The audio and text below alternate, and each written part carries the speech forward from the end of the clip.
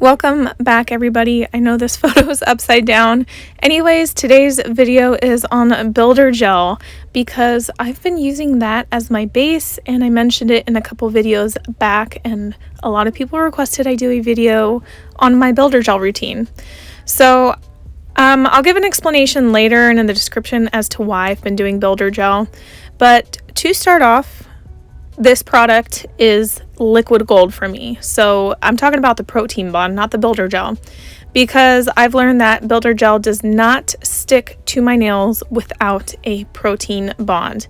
This thing is amazing. It is. I tried Builder Gel without this, like just plain Builder Gel with gel base, and there was lifting. I tried it without gel base and those things popped clean off. I tried it with a protein bond and it was perfect. So if you're like me and you experience lifting with any kind of gel product, get yourself the protein bond. It is amazing.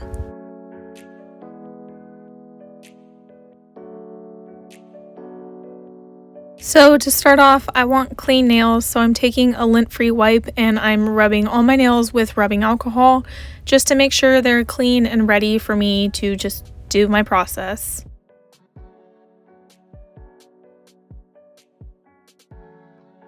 And the very next thing I do after this is I apply my protein bond. It is essential that you do the protein bond right because you don't want this stuff to get on your skin. It has a residue, like a stickiness to it that doesn't feel great on your skin.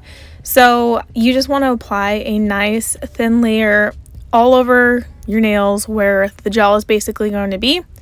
And I let that dry a little bit and then I put a second layer on because Young Nails actually recommends that you do 2 layers, and then I let that completely dry and then I apply my gel base. So I'm going to show you guys me applying my 2 layers of protein bond and then my gel base.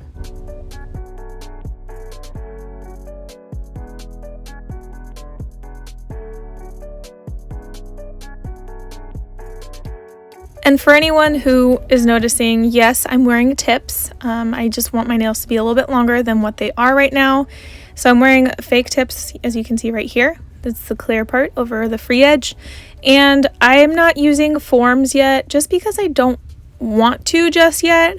But maybe one day in the future, I'll show you guys how I do Builder Gel with forms. But I know Triple D has a tutorial on that.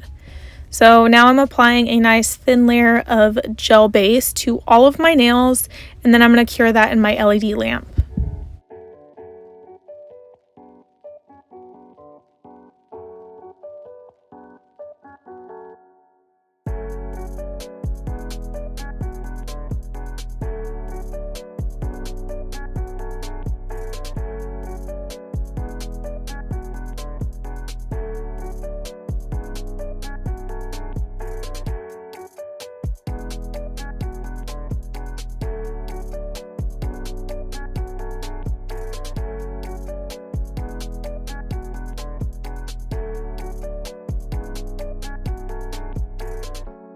Okay, so I'm going to cure this for 60 seconds and then we're going to get into the fun stuff.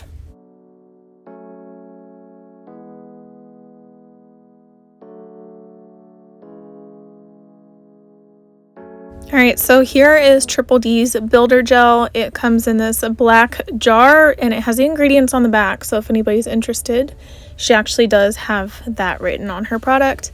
And when you open it, it actually comes with a silver seal, but obviously I've been using the Builder Gel, so mine isn't sealed anymore. And it's just really smooth, and the Builder Gel is self-leveling. So this Builder Gel set also comes with a gel brush, so you can apply it. And I like that it has a cover, so it stays covered when you're using your nail lamp. And I'm going to show you guys like how I take this out of the jar.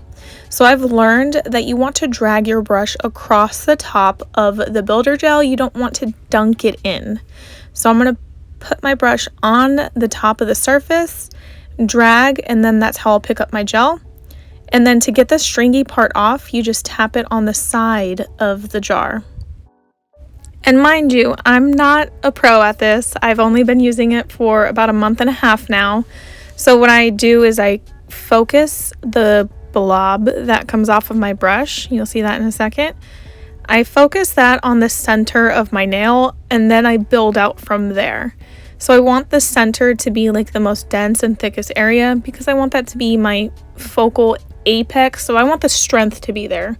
So that's why I just focus there, and then I build it out towards the edges, fan it towards my cuticle area, the tip, the sides, thicker in the middle, thinner on the edges.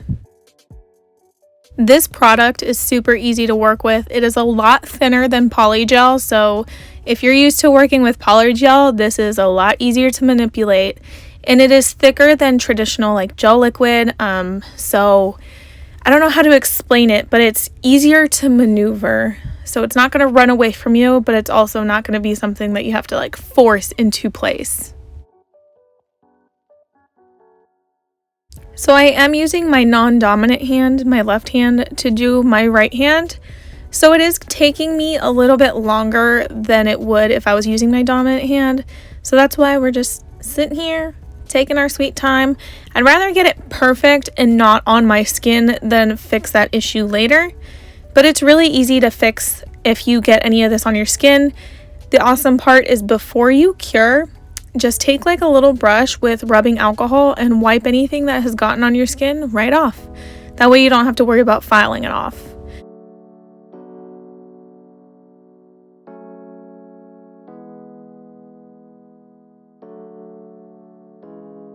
The builder gel is also self-leveling, so after I'm done putting the builder gel on my nail, I flip my hand or my finger over upside down, and it pulls a lot of the builder gel towards the center of my nail where I want the apex to be. So it gives me a nice apex so that the whole nail isn't just flat. So if you want to build an apex and you're about to cure your nail in your lamp, just flip it over for like 10 to 20 seconds and then go put it in your lamp and cure.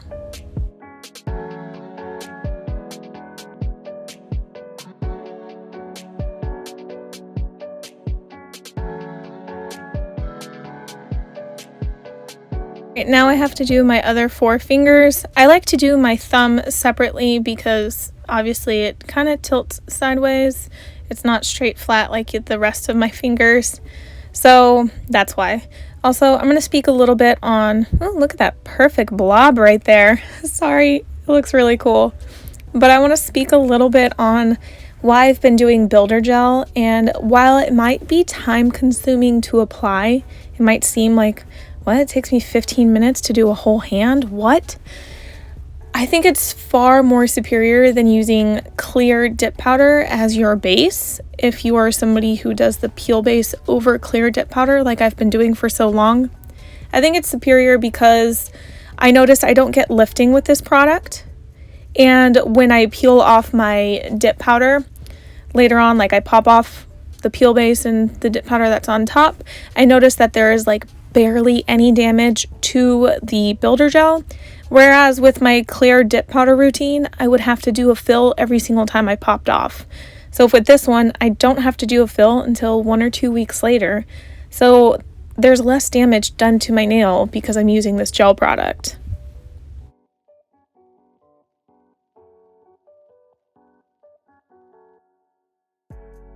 Builder gel is also really soft, so it's not as hard as acrylic, not as hard as dip powder.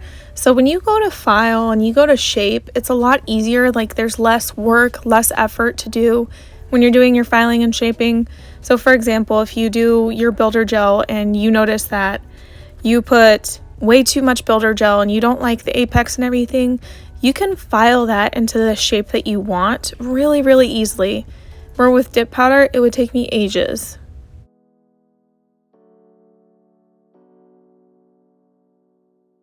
As I said before, I focus my initial blob. I don't know what else to call that. My initial bead. Okay, that's a good word. I should have said bead instead of blob this whole time. A 4-letter word, what do you know? I focus that on the center of my nail, and then I go building out the perimeter where the cuticle line is, the side walls, and the tip.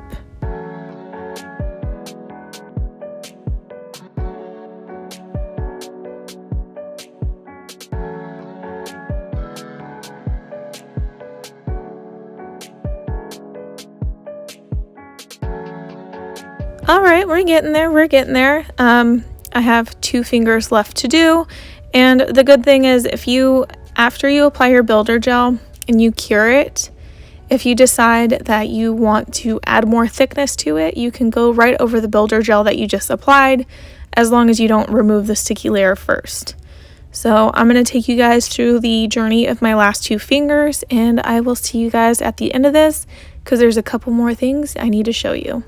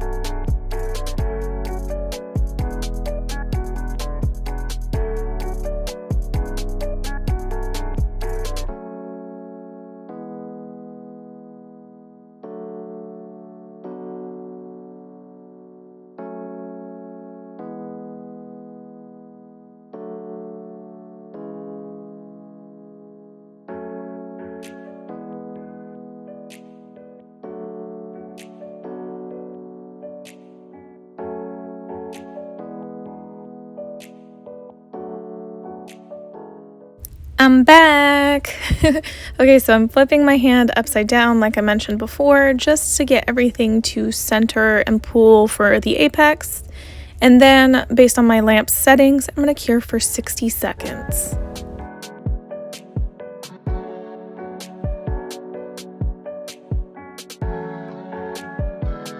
When you're done curing, if you decide that you like what you see and you're like, okay, I'm digging this, go get some alcohol, some rubbing alcohol, and like a lint-free wipe or a paper towel or something of that sort, and you're going to remove the tacky layer off of the builder gel. So yes, builder gel leaves a tacky layer and you need to remove that before you apply your top coat, your dip powder, peel base, whatever you decide to put on top over that.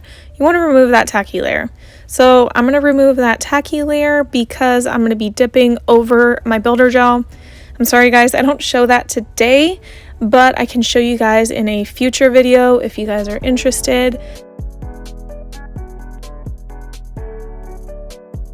Also, like I said, the builder gel is super duper soft, so filing and shaping is super duper easy to do. So after you remove the tacky layer, you'd want to do all the filing and shaping that you need before you do whatever process like peel base and dip powder or gel polish, whatever the case may be. Do all your filing and shaping now.